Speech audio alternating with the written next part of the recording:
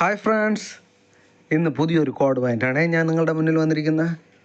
Code വേറൊന്നുമല്ല, നമ്മുടെ ധാരാളം വൈസ്രോയിമാർ നമുക്കുണ്ടായിരുന്നു. അതിൽ ലോർഡ് റിപ്പൺ അദ്ദേഹത്തിൻ്റെ കാലഘട്ടത്തിൽ നടന്ന കാര്യങ്ങളെല്ലാം കൂട്ടിയിണക്കിക്കൊണ്ട് ഞാനൊരു കോഡ് ഉണ്ടാക്കിയിട്ടുണ്ട്. ആ കോഡാണ് പറയുന്നത്. ഇതൊരു സീരിയസ് ആയിട്ട് ചെയ്യാനാണ് ഞാൻ ഉദ്ദേശിക്കുന്നത്. എല്ലാ വൈസ്രോയിമാരും അവരുടെ കാലഘട്ടത്തിലുണ്ടായത് നമ്മൾ ഓരോരോ കോഡ് രൂപത്തിൽ പഠിക്കുന്നു, അത് പെട്ടെന്ന് സ്വായത്തമാക്കാൻ ശ്രമിക്കുന്നു. ഓക്കെ, അപ്പോഴിന്ന് നമ്മൾ ലോർഡ് റിപ്പണെ കുറിച്ചാണ് പറയുന്നത്. സ്പീഡിൽ പറയാം. ഒരു ദിവസം ലോർഡ് റിപ്പൺ, റിപ്പൺ പ്രഭു എവിടെ പോയി? പഞ്ചായത്തിൽ പോയി. പഞ്ചായത്തിൽ ചെന്നപ്പോഴേ പഞ്ചായത്തിൻ്റെ തൊട്ടടുത്ത് ഒരു ഫാക്ടറി ഉണ്ടായിരുന്നു. ആ ഫാക്ടറിയിൽ ഒരു ബാലകൻ ജോലി ചെയ്തുകൊണ്ടിരിക്കുകയായിരുന്നു. തൊട്ടടുത്തുള്ള ഫാക്ടറിയിൽ ഒരു ബാലകൻ ജോലി ചെയ്തുകൊണ്ടിരിക്കുകയായിരുന്നു. റിപ്പൺ ഇത് കണ്ടപ്പോൾ സങ്കടം വന്നു. റിപ്പൺ നേരെ ബാലകൻ്റെ അടുത്തേക്ക് പോയി. എന്താ മോനെ ഫാക്ടറിയിൽ നീ ജോലി ചെയ്യുന്നത്? നിൻ്റെ ഫാമിലി എവിടെ? നിനക്ക് നല്ലൊരു ഫാമിലി ഇല്ലേ എന്ന് ചോദിച്ചു. അപ്പോൾ നമ്മുടെ ബാലകൻ പറഞ്ഞു, എൻ്റെ ഫാമിലി അല്ലെങ്കിൽ എൻ്റെ അച്ഛൻ ഹീസ് എ ഹണ്ടർ, അദ്ദേഹം ഒരു വേട്ടക്കാരനാണ്, അദ്ദേഹം കാട്ടിൽ വേട്ടയ്ക്ക് പോയിരിക്കുകയാണെന്ന് പറഞ്ഞു. അപ്പോൾ റിപ്പൺ പറഞ്ഞു, കൊള്ളാം, നല്ല ഫാമിലി, അച്ഛൻ വേട്ടയ്ക്ക് പോയിട്ട് നിന്നെ ഇവിടെ ജോലിക്ക് വിട്ടിരിക്കുന്നു അല്ലേ? നിൻ്റെ അച്ഛനെ കാണട്ടെ. നമ്മുടെ റിപ്പൺ കാത്തിരുന്നു. വൈകുന്നേരമായപ്പോൾ അച്ഛൻ വന്നു. അച്ഛനോട് ചോദിച്ചു, എന്താണ് മിസ്റ്റർ, താങ്കളുടെ മകനെ ഫാക്ടറിയിൽ ജോലിക്കാണോ വിട്ടിരിക്കുന്നത്? നിങ്ങൾക്കൊരു സെൻസ് ഉണ്ടോ എന്ന് ചോദിച്ചു.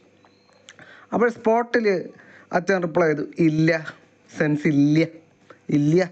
ഇല്ല എന്ന് പറഞ്ഞു. കോഡ് ഇത്രേ ഉള്ളൂ. ഇനി കോഡുമായിട്ട് ബന്ധപ്പെട്ട കഥ അല്ലെങ്കിൽ പഠിക്കേണ്ട കാര്യം പറഞ്ഞുതരാം. ഓക്കെ, കഥ പറയാം. തദ്ദേശ സ്വയംഭരണ സ്ഥാപനങ്ങളുടെ പിതാവാണ് റിപ്പൺ പ്രഭു. അതാണ് അദ്ദേഹം പഞ്ചായത്തിൽ പോയത്. തദ്ദേശ സ്വയംഭരണ സ്ഥാപനങ്ങളുടെ പിതാവ്. ലോക്കൽ സെൽഫ് ഗവൺമെൻറ് ആക്ട് പാസ്സാക്കിയതും അദ്ദേഹമാണ്. അതുകൊണ്ടാണ് അദ്ദേഹം തദ്ദേശ സ്വയംഭരണ സ്ഥാപനങ്ങളുടെ പിതാവ് ആയത്.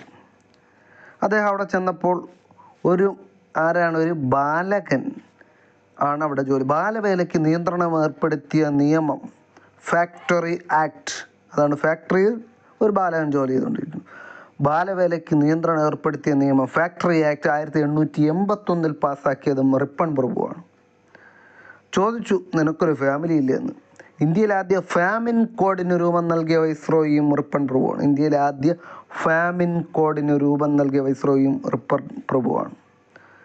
എൻ്റെ അച്ഛൻ ഒരു ഹണ്ടറാണ്. ഹണ്ടർ കമ്മീഷനെ നിയമിച്ച വൈസ്രോയി റിപ്പൺ പ്രഭുവാണ്. ഹണ്ടർ കമ്മീഷനെ നിയമിച്ച വൈസ്രോയും റിപ്പൺ പ്രഭുവാണ്.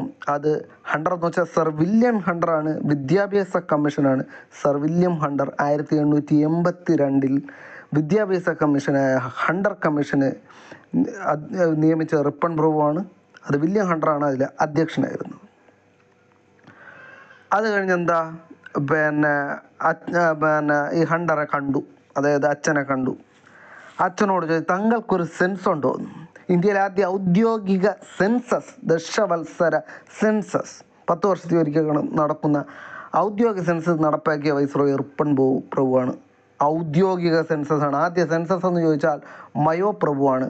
ഔദ്യോഗിക സെൻസസ് റിപ്പൺ പ്രഭുവാണ്. ഓക്കെ, അപ്പോൾ അച്ഛൻ മറുപടി പറഞ്ഞു, ഇല്ല എന്ന് വെച്ചാൽ ഇൽബർട്ട് ബിൽ വിവാദത്തെ തുടർന്ന് രാജിവെച്ച വൈസ്രോയി റിപ്പൺ പ്രഭുവാണ്. ഇൽബർട്ട് ബിൽ വിവാദത്തെ തുടർന്ന് രാജിവെച്ച വൈസ്രോയി റിപ്പൺ പ്രഭുവാണ്. ഇൽബർട്ട് ബിൽ എന്ന് വെച്ചാൽ വേറെ ഒന്നുമില്ല, ബ്രിട്ടീഷുകാരെ വിചാരണ ചെയ്യാൻ ഇന്ത്യൻ ജഡ്ജിമാരെ അനുവദിക്കുന്ന നിയമമാണ് ഇൽബർട്ട് ബിൽ. ബ്രിട്ടീഷുകാരെ വിചാരണ ചെയ്യാൻ ഇന്ത്യൻ ജഡ്ജിമാരെ അനുവദിക്കുന്ന നിയമമാണ് ഇൽബർട്ട് ബിൽ. ഈ ഇൽബർട്ട് ബിൽ പാസ്സായതുകൊണ്ട് ആ ബ്രിട്ടീഷുകാർ തന്നെ റിപ്പണെതിരായി. അതുകൊണ്ട് റിപ്പൺ രാജിവെച്ചു. ഓക്കെ, ഇത്രയേ ഉള്ളൂ നമ്മുടെ ഇന്നത്തെ കോഡ്. ഇഷ്ടപ്പെട്ടുവെങ്കിൽ ഷെയർ ചെയ്യുക, ലൈക്ക് ചെയ്യുക, സബ്സ്ക്രൈബ് ചെയ്യുക. അടുത്ത വീഡിയോയിൽ കാണാം. Thank you.